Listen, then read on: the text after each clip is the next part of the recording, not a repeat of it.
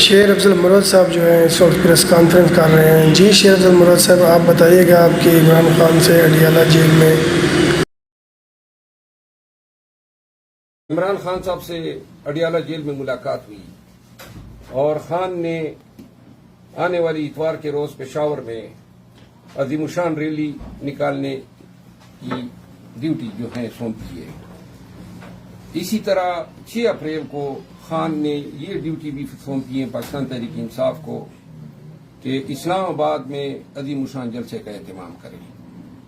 اتوار کے روز ہم نے ریلی نکالنی ہے 2 بجے.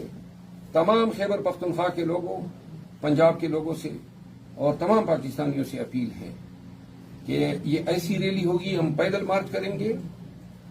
آپ پاکستانیوں آپ سب نے پشاور پہنچنا ہے اور 2 بجے ایگزیکٹلی شروع ہوگی. 2 سے 5 بجے تک ہماری یہ ریلی ہوگی.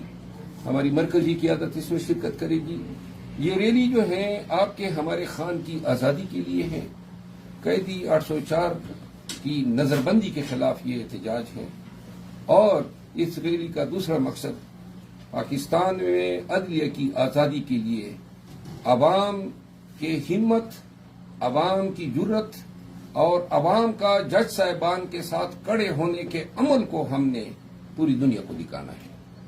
پاکستانیوں 6 اپریل کو جو جلسہ ہو رہا ہے، پہلی دفعہ 9 مئی کے بعد پاکستان تحریک انصاف ایک جلسہ کرنے جا رہی ہے. اسلام آباد میں پریڈ گراؤنڈ میں یہ جلسہ رات کو 10 بجے ہوگا.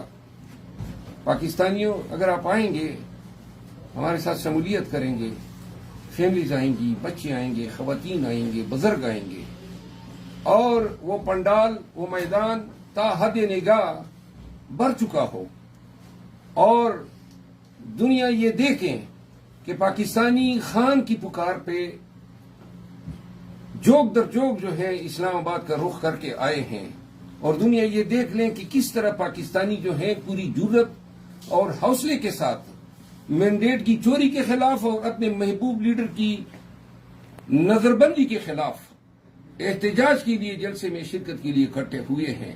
یاد رکھیے گا، آپ کی ہزاروں نہیں بلکہ لاکھوں میں اس جلسے میں شرکت ہمارے اس جدوجہد کو استحکام بخشے گی، ہمارے لیے حوصلے کی نقیب ثابت ہوگی.